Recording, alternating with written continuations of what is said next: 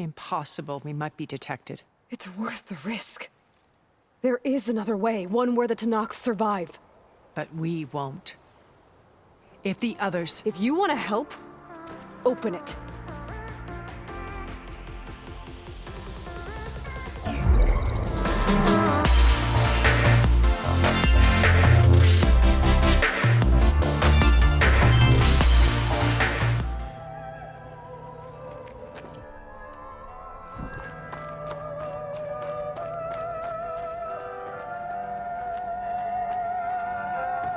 What is this? Just a few favorites from my collection. Rescued and stored here just before I went off-world. Take a look, if you like. I'm curious to hear your impressions. My friend is dead. Beta and Gaia are gone, and you want me to look at old paintings? Don't be so quick to dismiss the comfort we can find in art, or the insight we might gain.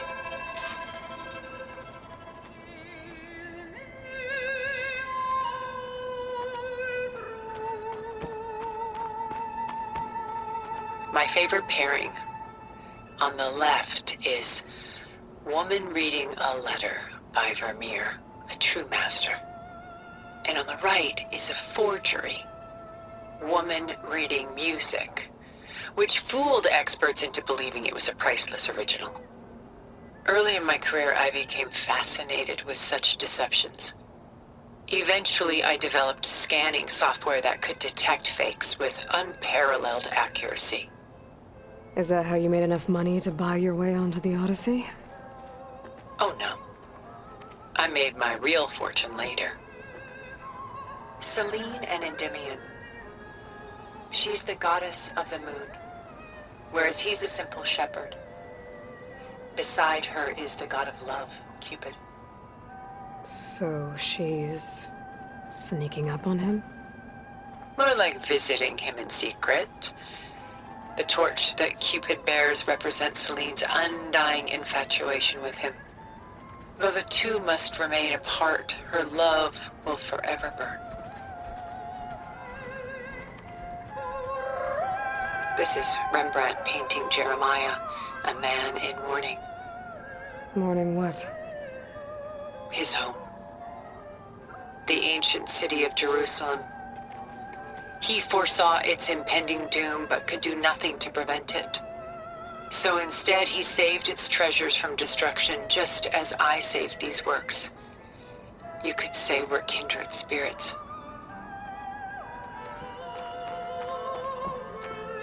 A portrait of the painter, Rembrandt's son Titus, depicted in the habit of a monk. I don't get it.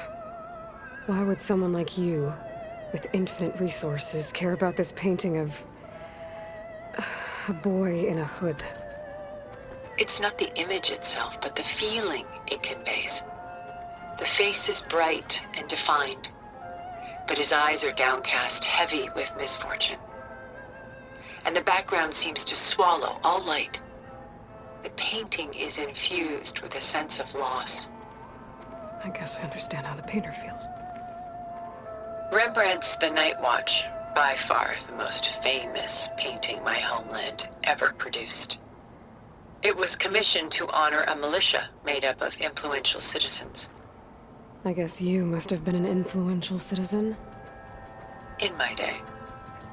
But not as influential as you've been in this new world.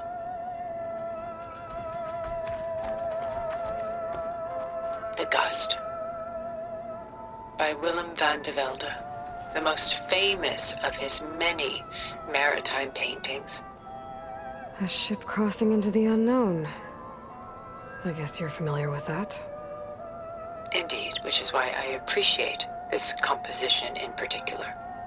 Though waves and wind threaten to destroy the ship, it perseveres, clinging to the light even as darkness closes in all around it.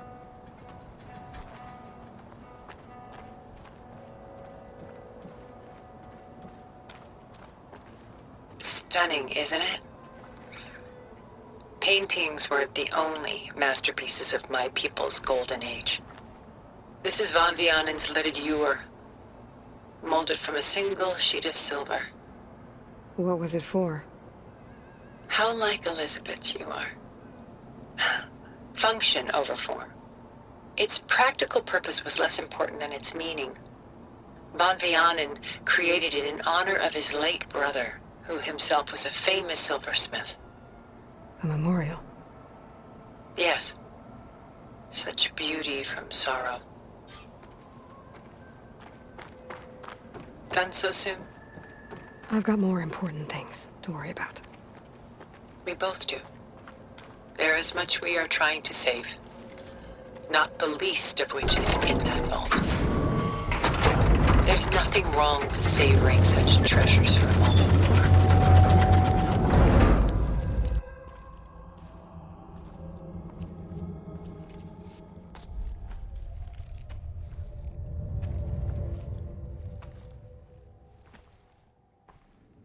There you are. Feeling better? How did you find us? At the cauldron? And what did you do to everyone right before I passed out? All business, I see. Well, suffice it to say we were keeping a very close eye on Hephaestus, knowing we would need it at some point.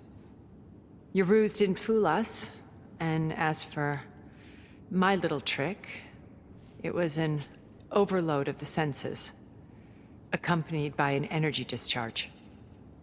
Gerard and Eric were only momentarily disoriented due to their shields, but it rendered you unconscious while I got you out. Perhaps some breakfast might steady you a bit?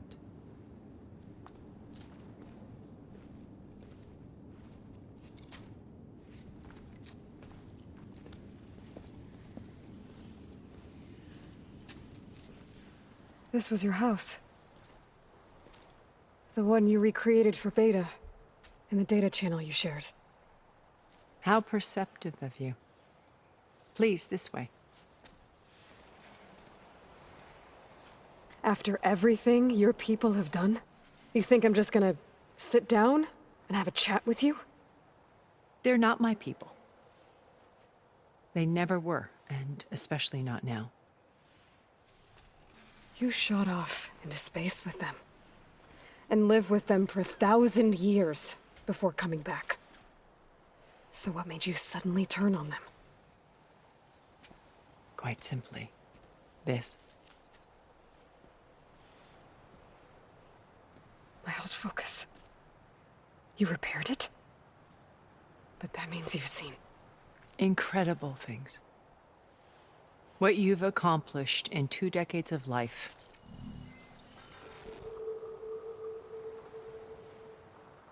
A 1,000 years at my back, and I haven't even come close.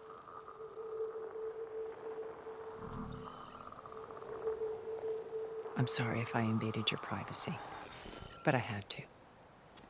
In order to understand. To be enlightened. You truly are Elizabeth's blood. With her drive, her sense of mission, her integrity. Watching all this shamed me for the company that I've kept. Having seen it, all I want is to help you. even if it means stopping your friends? Especially so. Please, sit down.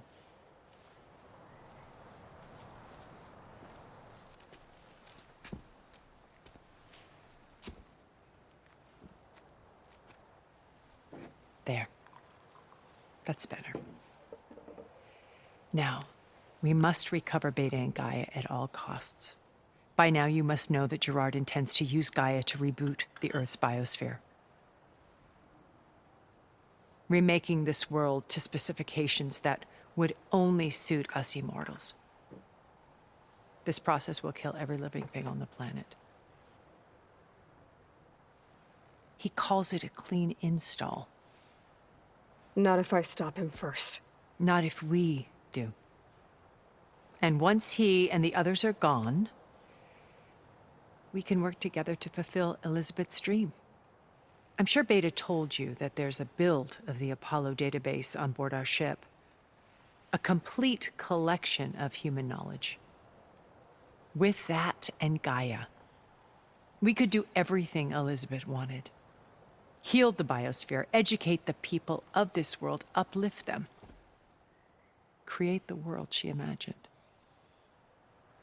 Let's not get ahead of ourselves. From what I've seen, your friends are invincible.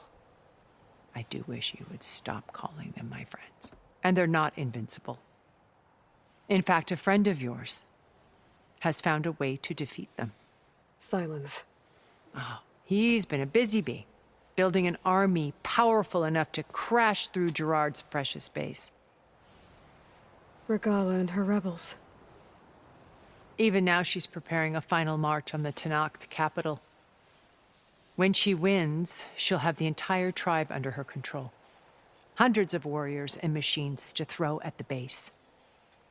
She's been duped. They'll all perish, of course. But it should be enough to break Gerard's defenses and allow Silence to kill him. Along with all the others. Using the new weapon he's developed. Yes, he's found a way to circumvent our shields. Truly an exceptional man. He's planned for everything. Except you and me. You see, while his army is battering down Gerard's doors, you and I will sneak in through a back way. One that only I know about. While Silence and my friends are busy battling each other, we'll take back Beta and Gaia. I told you I want to help you. I mean it.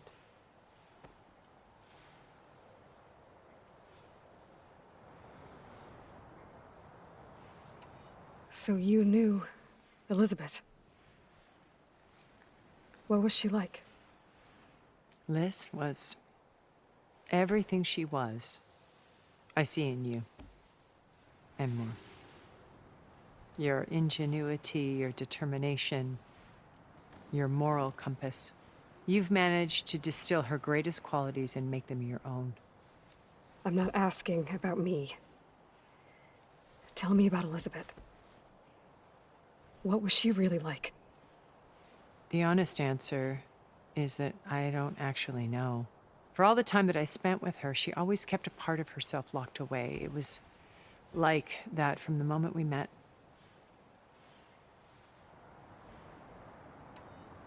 So when you met Elizabeth, she was what?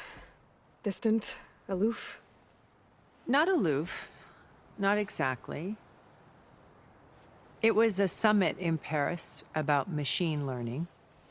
A touchy subject in those days. Because regulatory authorities were just starting to clamp down on AIs. Liz gave the keynote address. She had already achieved great renown for her work in automated environmental reclamation. But in her address, she was just starting to imagine the next step. An AI-driven system that wouldn't just act on its programming, but actually take responsibility for its sphere of influence. To care about life.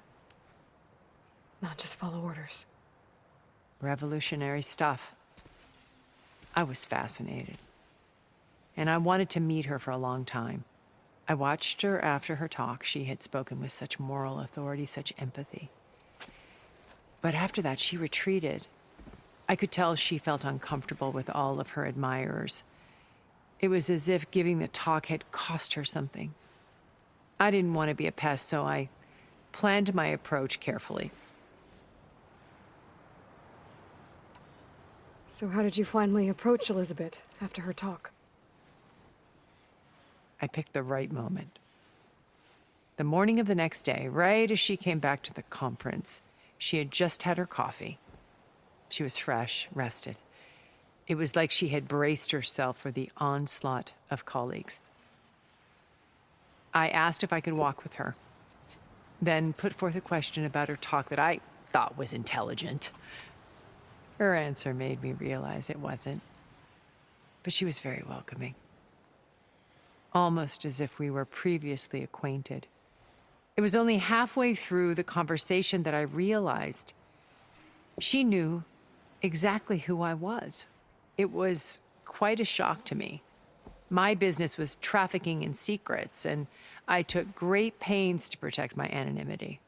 So that was Liz, perpetually one step ahead. I came to view our meeting as a metaphor for our friendship. She always seemed to know me far better than I knew her. I guess I know the feeling.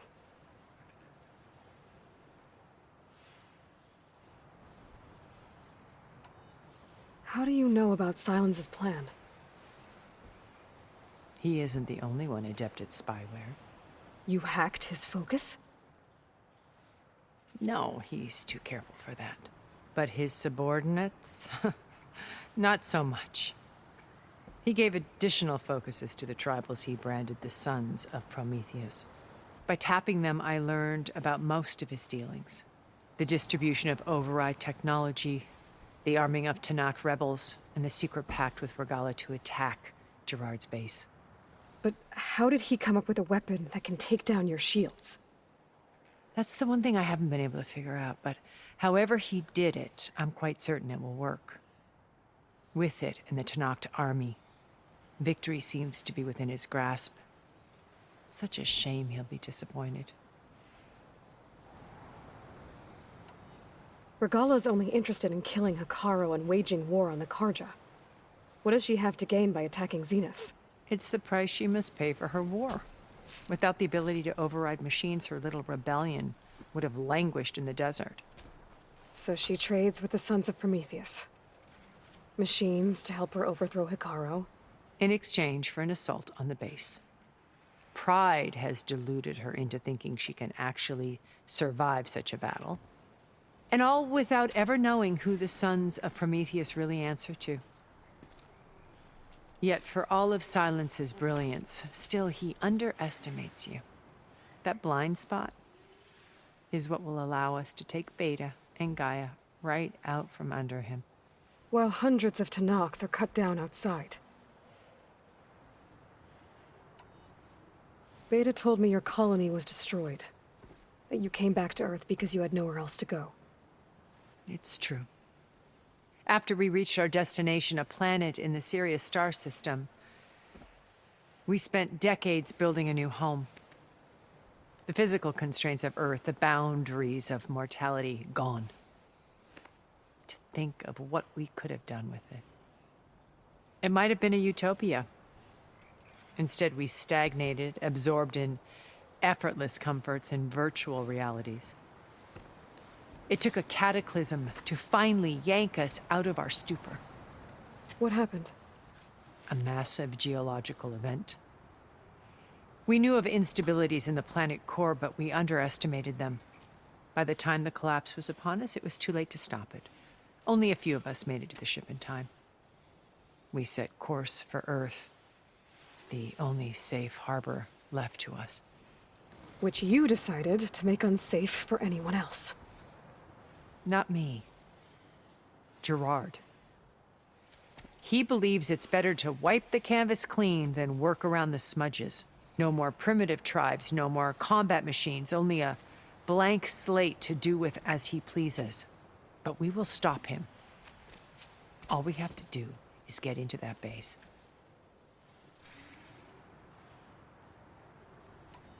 What exactly is your plan to sneak into the Zenith base? We will make use of a lesson I learned from an early age. Always know your exits. In this case, a place where Gerard's new construction meets the ancient foundation, a passage that only I can access. When Silence flings his army at the base, we will enter through this back door, bypassing most of the fighting. The distraction will provide us with a window in which to rescue Beta and Gaia.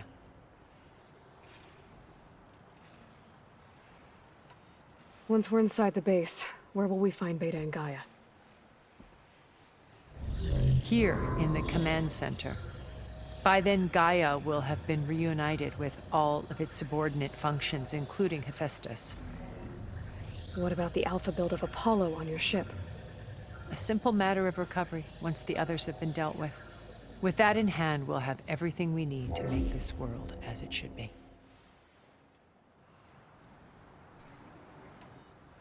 You said Beta is not in urgent danger, so what are the Zeniths doing to her? Putting her to work. Merging Hephaestus with Gaia. A difficult, time-consuming task, as I'm sure you know. They will compel her if need be. But her life is not in danger. She's the only one who can do it. Because you people made her to be nothing but a tool. Gerard's idea, not mine. They always viewed me with suspicion when I attempted any form of kindness towards her. That's why I created the data channel. A virtual place where we could speak in peace. So this channel you shared with Beta, none of the other Zeniths ever found out about it. Gerard believes he's the most cunning of all of us. Even after 1,000 years, he still can't imagine that I would outwit him. The channel allowed me to interact with Beta away from their mistrustful eyes. It offered us a chance to be ourselves. Until you cut off all contact. Yes, though it pained me. I was worried that our meetings would do her more harm than good. Well, she felt like you tossed her aside. I was afraid the others would find out and punish her. She may not have had the comforts of friendship anymore, but at least I ensured she was safe. I know it seems harsh, but you must believe that her well-being has always been paramount to me.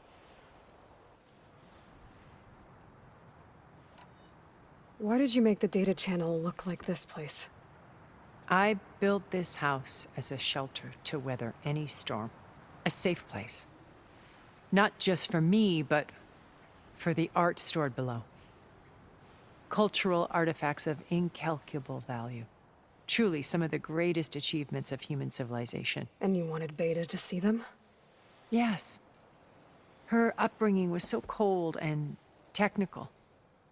I thought if she could experience Vermeer and Rembrandt, it would bring something else into her life. A heritage every bit as valuable as the scientific and technical data being drummed into her. I'm sorry I had to cut off contact, but I'll never regret sharing this house with her. She needed its shelter even more than I did. My old focus. How did you find it, let alone repair it? When we encountered you at the Hades Proving Lab, Gerard saw you as a redundancy. I knew better. You were a revelation. After your dramatic escape, bravo, by the way. Gerard and Eric assumed you were dead and gave up the hunt. I wasn't so sure. When the others were busy, I returned to the lab and searched for any trace of you. That's when I found this little treasure. Not easy to repair, but certainly worth the effort. As I watched your life unfold, you were like a splash of color on a worn canvas. What Liz was, and more. Did you show it to the others? Of course not. It was your actions that inspired me to defy them. It's worth noting that if I hadn't found it and watched its contents, I wouldn't have known to save you at the cauldron. You'd be dead. So I should be grateful? If you like.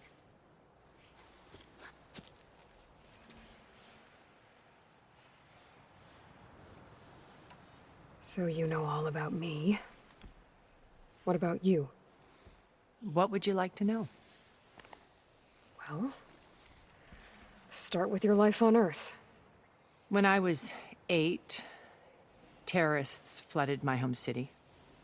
Thousands drowned, my parents included. I was one of the few who survived. My guardian sent me to boarding school. Among my peers, I was the strange girl, the orphan to be avoided. All because of circumstances beyond my control. Oh. So we're a lot alike, huh? Aren't we? You were an outcast. But you didn't let that stop you from getting what you needed. Neither did I. I climbed my way out of desolation and used my wits to build a fortune. First, from the technical analysis of art and the detection of forgeries. Profitable expertise in those days. But as it turned out, the software I developed was even more useful for counterintelligence. From there, it was only a short step to gathering extremely valuable intelligence on my own. You were a spy? More like a service one could turn to for information. I had to remain anonymous, of course, to protect my privacy. But despite that anonymity, Far Zenith inevitably sought me out.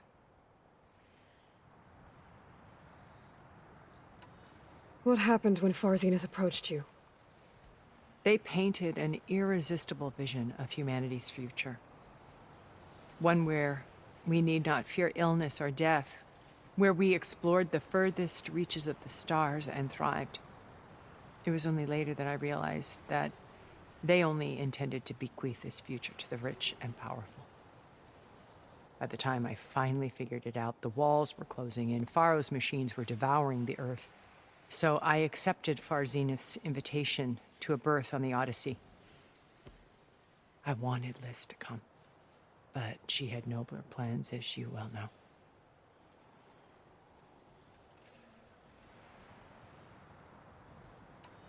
So you didn't know the other Zeniths were monsters until it was too late? I knew some of them were, certainly.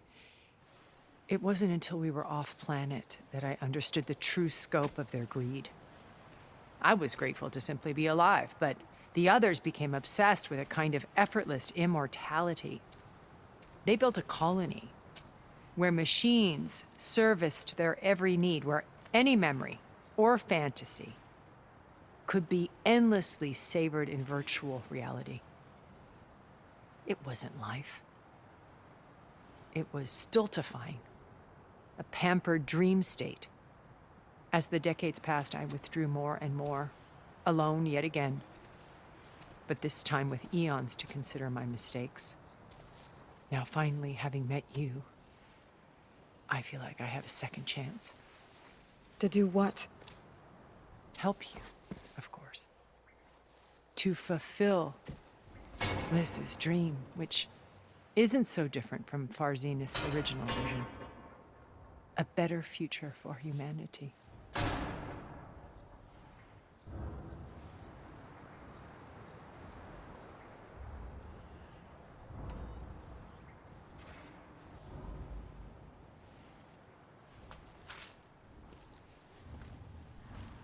First Varl. Now Hikaru and the Tenakth. Your plan would wipe out an entire tribe. There has to be another way. We are in an admittedly desperate situation, but I assure you there isn't. Remember Zero Dawn. Elizabeth's sacrifice. Sometimes many have to die for a new world to grow. If it looks impossible, look deeper. Wait. The data channel. It still exists, doesn't it? I need you to open it. Let me talk to Beta. Impossible. We might be detected. It's worth the risk. There is another way, one where the Tenakth survive. But we won't. If the others... If you want to help, open it.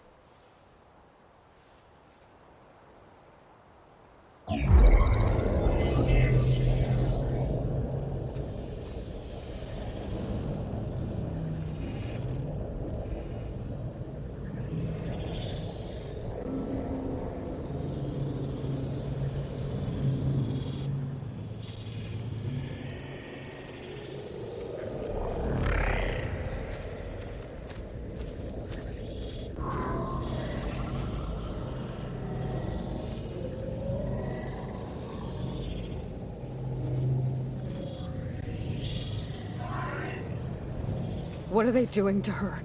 Virtual reality dissociation. The manual merge of Hephaestus will take hours upon hours of tedious micromanagement. If she resists the work, they run simulations to induce feelings of isolation and despair.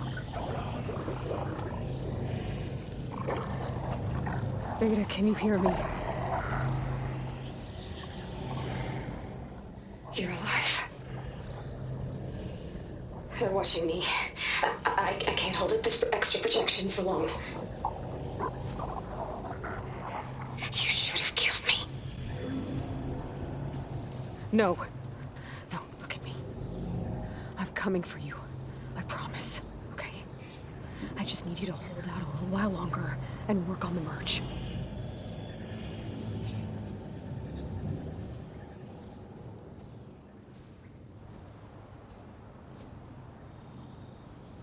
Then I think it can be done.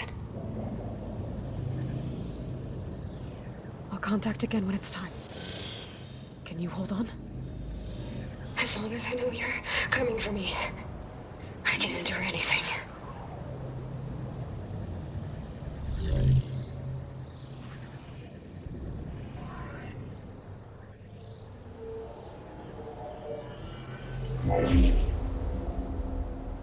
All right. I did as you asked. Now I think you need to tell me what you're planning. I'm going to take Sylens' army away. I don't need it. Only the weapon he made to penetrate your shields. And how do you propose to get it? Ask him nicely? Without Regala and her rebels, he won't have a choice. We'll be his only option. Only option for what? What did you tell her? That is between me and my sister. Will be Sylens' only option for crashing that base. I'll tell you the rest later. But first, there are a couple of things I have to do. Oh. And what are those? Lay my friend to rest. And then I'm going to use the override that Beta gave me at Gemini to put an end to Regala's rebellion. From the air. Wait. Since you insist on doing things your way, I know of something that will truly help you make a grand entrance with the Tenakth. The ancient Horus Titans still possess electromagnetic energy cells as part of their arsenal. Drop one of those on Regala's army and they'll receive quite a surprise.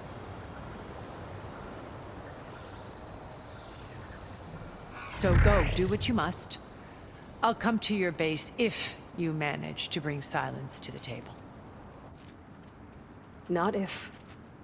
When.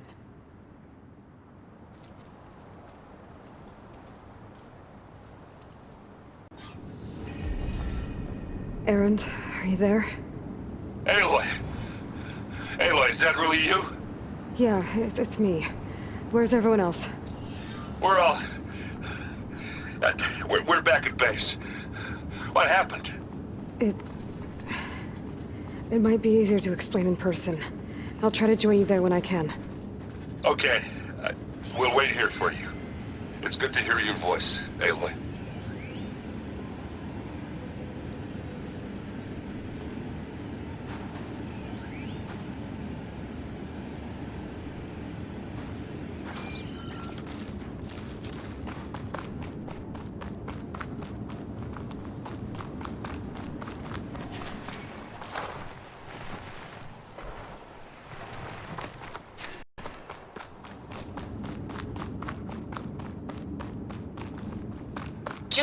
Looks like there's more to this place. I'm sure Tilda won't mind me poking around. But how to get through these vines?